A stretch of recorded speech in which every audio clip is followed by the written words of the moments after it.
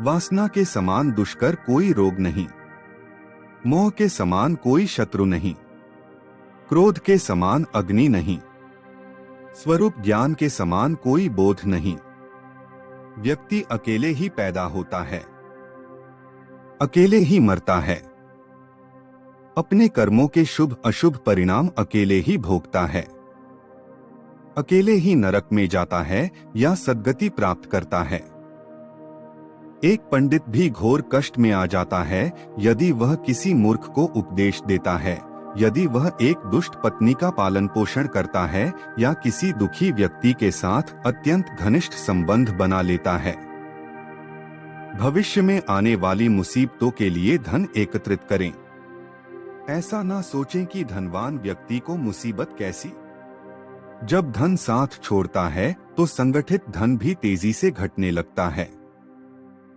उस देश में निवास न करें जहां आपकी कोई इज्जत नहीं हो, जहां आप रोजगार नहीं कमा सकते, जहां आपका कोई मित्र नहीं और जहां आप कोई ज्ञान अर्जित नहीं कर सकते। नौकर की परीक्षा तब करें जब वह कर्तव्य का पालन न कर रहा हो, रिश्तेदार की परीक्षा तब करें जब आप मुसीबत में घिरे हों, मित्र की परीक्षा विपरीत परिस्थितियों में करें, और जब आपका वक्त अच्छा न चल रहा हो तब पत्नी की परीक्षा करें। अगर हो सके तो विष में से भी अमृत निकाल लें। यदि सोना गंदगी में भी पड़ा हो तो उसे उठाए, धोएं और अपनाएं। निचले कुल में जन्म लेने वाले से भी सर्वोत्तम ज्ञान ग्रहण करें। उसी तरह यदि कोई बदनाम घर की कन्या भी महान गुणों से संपन्न है और आपको कोई सीख देती है तो ग्रहण करे। पुत्र वही है जो पिता का कहना मानता हो, पिता वही है जो पुत्रों का पालन पोषण करे, मित्र वही है जिस पर आप विश्वास कर सकते हो और पत्नी वही है जिससे सुख प्राप्त हो। ऐसे लोगों से बचे जो आपके मुंह पर तो मीठी बातें करते हैं लेकिन आपके पीठ पीछे आपको बर्बाद करने की योजना बनाते हैं। ऐसा करने वाले तो उस विष के घड़े के समान है जिसकी ऊपरी सतह दूध से भरी है। मन में सोचे हुए कार्य को किसी के सामने प्रकट न करें, बल्कि मनन पूर्वक उसकी सुरक्षा करते हुए उसे कार्य में परिणत कर दें। लाड प्यार से बच्चों में गलत आदतें ढलती है, उन्हें कड़ी शिक्षा देने से वे अच्छी आदतें सीखते हैं। इसलिए बच्चों को जरूरत पड़ने पर दंडित करें, ज्यादा लाड ना करें। मूर्खों के साथ मित्रता नहीं रखनी चाहिए, उन्हें त्याग देना ही उचित है, क्योंकि प्रत्यक्ष रूप से वे दो पैरों वाले पशु के समान हैं, जो अपने धारदार वचनों से वैसे ही हृदय को छलनी करता है जैसे अदृश्य कांटा शरीर में घुसकर छलनी करता है। जिस प्रकार केवल एक सूखा हुआ जलता वृक्ष संपूर्ण वन को जला देता है, उसी प्रकार एक ही कुपुत्र सारे कुल के मान, मर्यादा और प्रतिष्ठा को नष्ट कर देता है। विद्वान एवं सदाचारी एक ही पुत्र के कारण संपूर्ण परिवार वैसे ही खुशहाल रहता है जैसे चंद्रमा के निकालने पर रात्रि जगमगा उठती है। 5 साल तक पुत्र को लाड एवं प्यार से पालन करना चाहिए, 10 साल तक उसे छड़ी की मार से डराएं। लेकिन जब वह 16 साल का हो जाए तो उससे मित्र के समान व्यवहार करे। वह गाय किस काम की जो ना तो दूध देती है ना तो बच्चे को जन्म देती है, उसी प्रकार उस बच्चे का जन्म किस काम का जो ना ही विद्वान हुआ ना ही भगवान का भक्त हुआ। जिस व्यक्ति के पास धर्म और दया नहीं है उसे दूर करो। जिस गुरु के पास आध्यात्मिक ज्ञान नहीं है उसे दूर करो। जिस पत्नी के चेहरे पर हरदम घृणा है उसे दूर करो। जिन रिश्तेदारों के पास प्रेम नहीं उन्हें दूर करो। पक्षियों में कौवा नीच है, पशुओं में कुत्ता नीच है। जो तपस्वी पाप करता है वो घिनौना है, लेकिन जो दूसरों की निंदा करता है वह सबसे बड़ा चांडाल है। राजा, ब्राह्मण और तपस्वी योगी जब दूसरे देश जाते हैं तो आदर पाते हैं, लेकिन औरत यदि भटक जाती है तो बर्बाद हो जाती है। धनवान व्यक्ति के कई मित्र होते हैं, उसके कई संबंधी भी होते हैं। धनवान को ही आदमी कहा जाता है और पैसे वालों को ही पंडित कहकर नवाजा जाता है। सर्वशक्तिमान के इच्छा से ही बुद्धि काम करती है, वही कर्मों को नियंत्रित करता है। उसी की इच्छा से आसपास में मदद करने वाले आ जाते हैं। काल सभी जीवों को निपुणता प्रदान करता है, वही सभी जीवों का संहार भी करता है। वह जागता रहता है जब सब सो जाते हैं। काल को कोई जीत नहीं सकता। जो जन्म से अंध है वो देख नहीं सकते, उसी तरह जो वासना के अधीन है वो भी देख नहीं सकते। अहंकारी व्यक्ति को कभी ऐसा नहीं लगता कि वह कुछ बुरा कर रहा है, और जो पैसे के पीछे पड़े हैं उनको उनके कर्मों में कोई पाप दिखाई नहीं देता। अपने ही घर में व्यक्ति के ये शत्रु हो सकते हैं। उसका बाप यदि वह हरदम कर्ज में डूबा रहता है, उसकी माँ यदि वह दूसरे पुरुष से संग करती है, सुंदर पत्नी वह लड़का जिसने शिक्षा प्राप्त नहीं की, एक लालची आदमी को भेंट वास्तु देकर संतुष्ट करे, एक कठोर आदमी को हाथ जोड़कर संतुष्ट करे, एक मूर्ख को सम्मान देकर संतुष्ट करे, एक विद्वान आदमी को सच बोलकर संतुष्ट करे। एक बेकार राज्य का राजा होने से यह बेहतर है कि व्यक्ति किसी राज्य का राजा ना हो। एक पापी का मित्र होने से बेहतर है कि बिना मित्र का हो। एक मूर्ख का गुरु होने से बेहतर है कि बिना शिष्य वाला हो। एक बुरी पत्नी होने से बेहतर है कि बिना पत्नी वाला हो। एक बेकार राज्य में लोग सुखी कैसे हो? एक पापी से किसी शांति की प्राप्ति कैसे हो?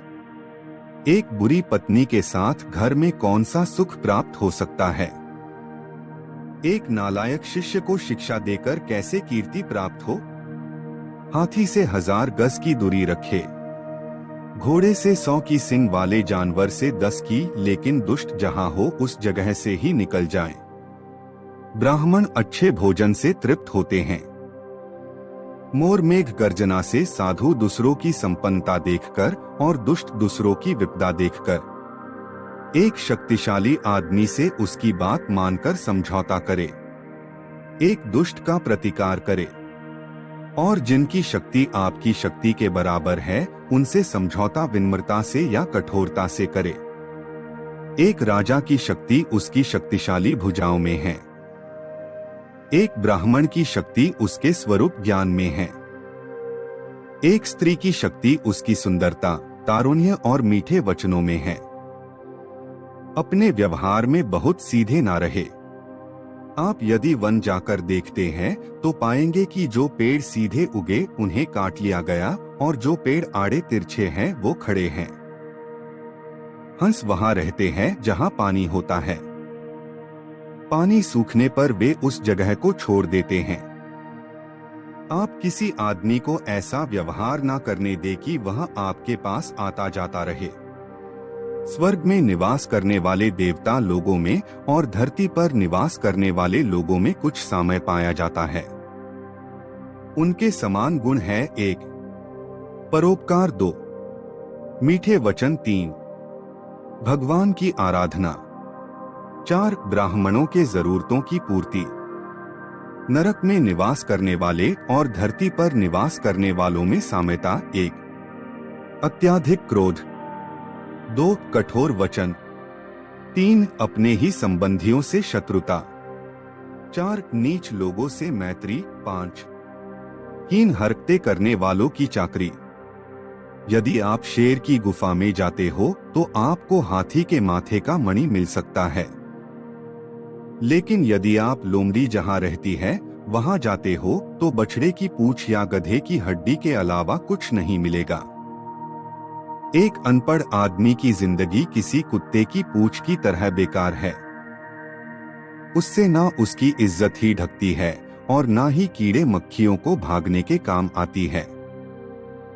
जिस प्रकार एक फूल में खुशबू है, तिल में तेल है, लकड़ी में अग्नि है, दूध में घी है, गन्ने में गुड़ है, उसी प्रकार यदि आप ठीक से देखते हो तो हर व्यक्ति में परमात्मा है। नीच वर्ग के लोग दौलत चाहते हैं, मध्यम वर्ग के दौलत और इज्जत, लेकिन उच्च वर्ग के लोग सम्मान चाहते हैं क्योंकि सम्मान ही उच्च लोगों की असली दौलत है। यदि ज्ञान को उपयोग में न लाया जाए तो वह खो जाता है। आदमी यदि अज्ञानी है तो खो जाता है। सेनापति के बिना सेना खो जाती है। पति के बिना पत्नी खो जाती है। रात्रि के समय कितने ही प्रकार के पंछी वृक्ष पर विश्राम करते हैं। भोर होते ही सब पंछी दसों दिशाओं में उड़ जाते हैं। हम क्यों भला दुहक करें यदि हमारे अपने हमें छोड़कर चले गए। वह आदमी अभागा है जो अपने बुढ़ापे में पत्नी की मृत्यु देखता है। वह भी अभागा है जो अपनी संपदा संबंधियों को सौंप देता है। वह भी अभागा है जो खाने के लिए दूसरों पर निर्भर है। जो लोग दिखने में सुंदर है, जवान है, ऊंचे कुल में पैदा हुए हैं, वो बेकार है यदि उनके पास विद्या नहीं है। वो तो पलाश के फूल के समान है जो दिखते तो अच्छे हैं पर महकते नहीं। यह धरती उन लोगों के भार से दबी जा रही है जो मांस खाते हैं, दारू पीते हैं, बेवकूफ है। वे सब तो आदमी होते हुए पशु ही है। जिसके पास धन नहीं है वो गरीब नहीं है, वह तो असल में रईस है यदि उसके पास विद्या है। लेकिन जिसके पास विद्या नहीं है वह तो सब प्रकार से निर्धन है। भिखारी यह कंजूस आदमी का दुश्मन है। एक अच्छा सलाहकार एक मूर्ख आदमी का शत्रु है। वह पत्नी जो पर पुरुष में रुचि रखती है उसके लिए उसका पति ही उसका शत्रु है। जो चोर रात को काम करने निकलता है चंद्रमा ही उसका शत्रु है।